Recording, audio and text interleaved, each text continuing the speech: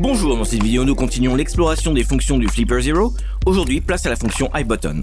Un iButton se compose d'une puce électronique enfermée dans un boîtier en acier inoxydable de 16 mm d'épaisseur ressemblant à un bouton. En substance, il est similaire à une carte à puce. Par exemple, il peut être placé sur des grosses machines, des conteneurs d'expédition ou des portes extérieures. Avec le Flipper Zero, on peut désormais lire, écrire et émuler les protocoles DALAS DS1990A, Cyfroll et Metacom. Dans le menu iButton, vous avez trois options: Read, Saved, Add Manually. Après avoir appuyé sur le bouton Read, le Flipper Zero est en attente d'un iButton. Assurez-vous simplement que le iButton est en contact avec les deux capteurs. Ce capteur doit être en contact avec le côté du iButton, l'autre doit être en contact avec la partie médiane. Lorsque le iButton est lu, appuyez sur le bouton More pour accéder au menu suivant. Trois options sont maintenant disponibles. Save crée une sauvegarde de l'iButton sur votre Flipper Zero. Lorsque vous appuyez sur Save, vous allez devoir nommer le dump afin de pouvoir l'émuler ou l'écrire plus tard. La deuxième fonction est Emulate. Le Flipper Zero émulera l'iButton jusqu'à ce que vous sortiez du mode d'émulation. On vérifie notre émulation et après on la compare avec le iButton original. L'émulation est parfaite. On revient au menu précédent. La dernière fonction est Write. Lorsque vous appuyez sur Write, le Flipper Zero attend un iButton sur lequel on peut enregistrer pour faire une copie parfaite. Vous pouvez sentir le Flipper Zero vibrer lorsque la copie est terminée. On vérifie la copie.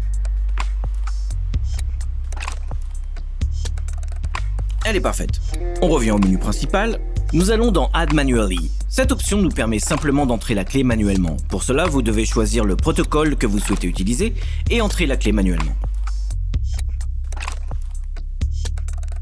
On sauvegarde et on revient au menu principal. On entre dans le menu Saved. Ici, vous pouvez accéder au dump, ou copie sauvegardée si vous préférez.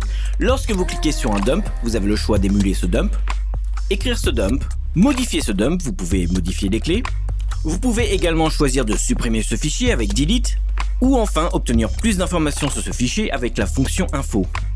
En haut, nous avons le nom du fichier, les clés dans la partie médiane, et le type de protocole en bas. Voyons le workflow sur les scénarios que l'on rencontre le plus souvent.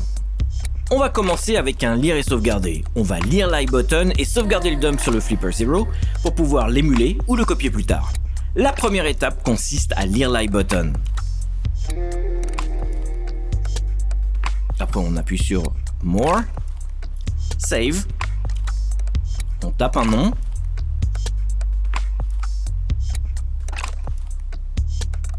et on sauvegarde le dump.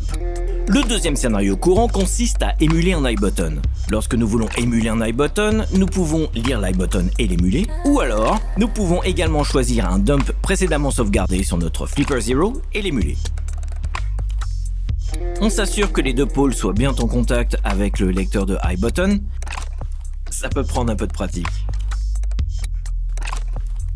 On vérifie avec l'original. L'émulation est parfaite. Dernier cas de figure, vous devez faire une copie de votre iButton pour un membre de votre famille ou un collègue. Pour cet exemple, nous ouvrons le dump de l'iButton dans notre Flipper Zero.